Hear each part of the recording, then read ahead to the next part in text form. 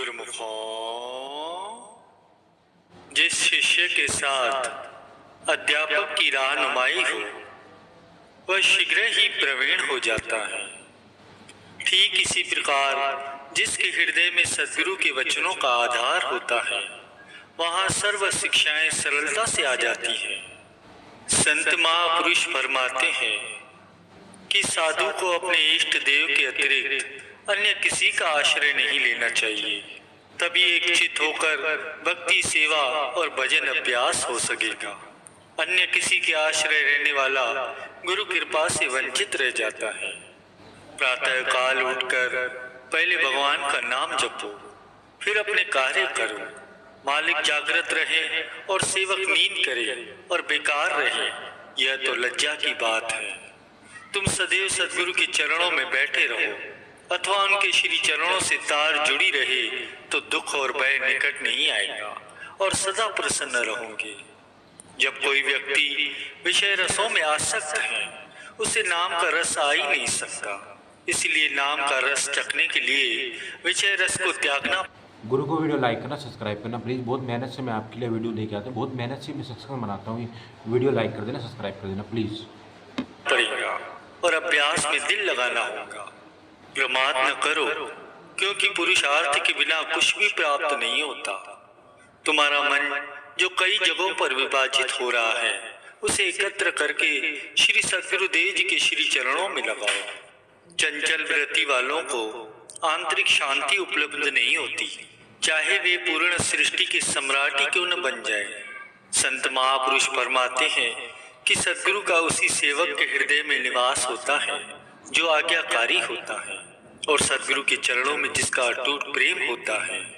यदि तुम स्वयं को किसी से कम नहीं समझते तो ये निश्चय जानो कि तुम कुछ भी उन्नति नहीं कर सकोगे।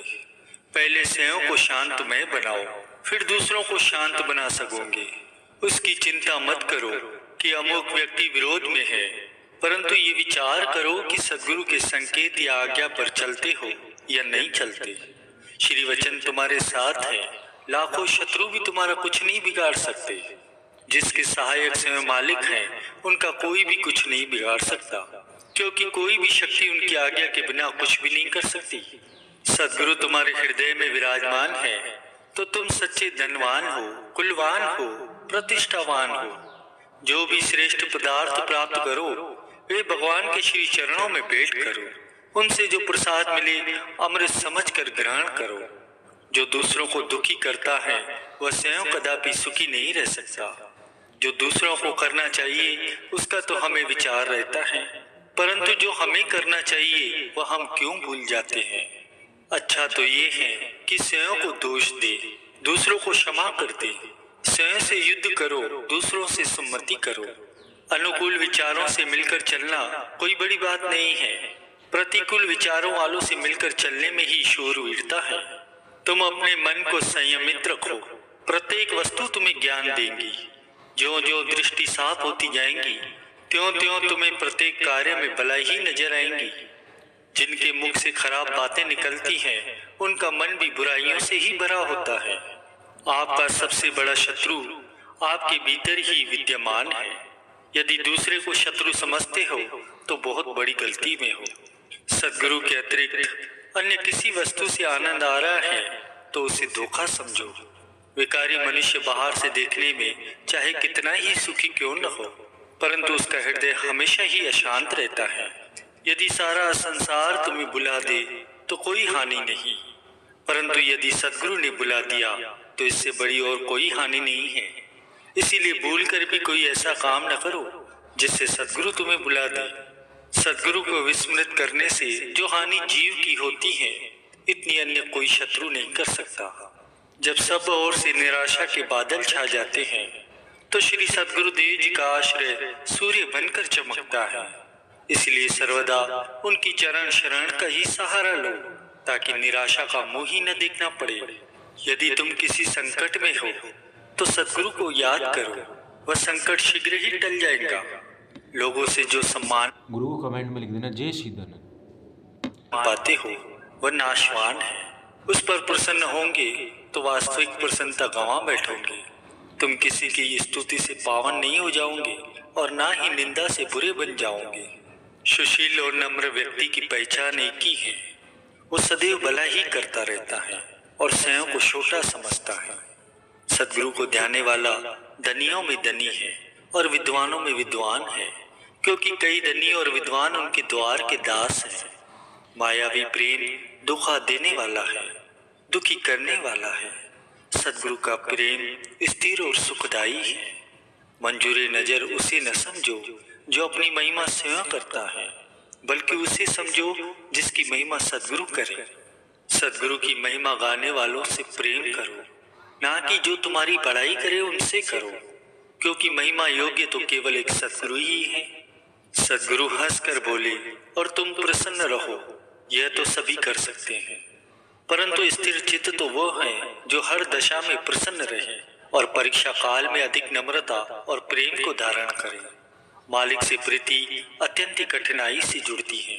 यदि थोड़ी जुड़ भी जाए तो मायावी सुविधाओं और सुखों में फंसकर उसे बुला नहीं देनी चाहिए। सदैव यही प्रयत्न कीजिए कि यह प्रीति सदैव बनी रहे और अंत तक साथ रहे। मालिक घट घट में व्यापक हैं, उनसे प्रीति करो।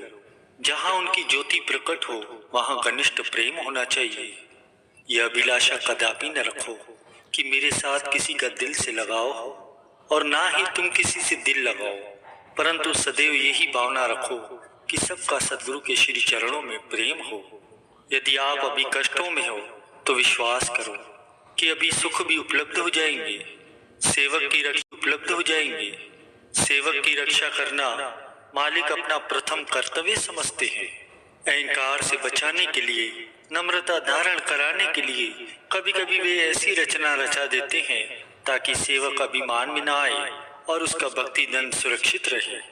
भक्ति में जो आनंद है वह तो प्रत्येक चाहता है, परंतु उस मार्ग में जो कष्ट आते हैं वो कोई बिरला ही सहन करने के लिए तैयार होता है।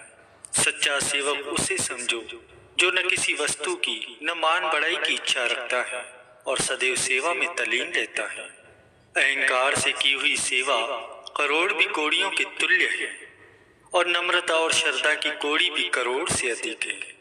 चाहे देखने में सद्गुरु की सेवा का फल साधारण ही दिखाई देता है और संसार की सेवा का फल अधिक दिखता है, यह सत्य जानो कि वास्तव में सद्गुरु की सेवा का फल बेअंत है, लाभदायक है।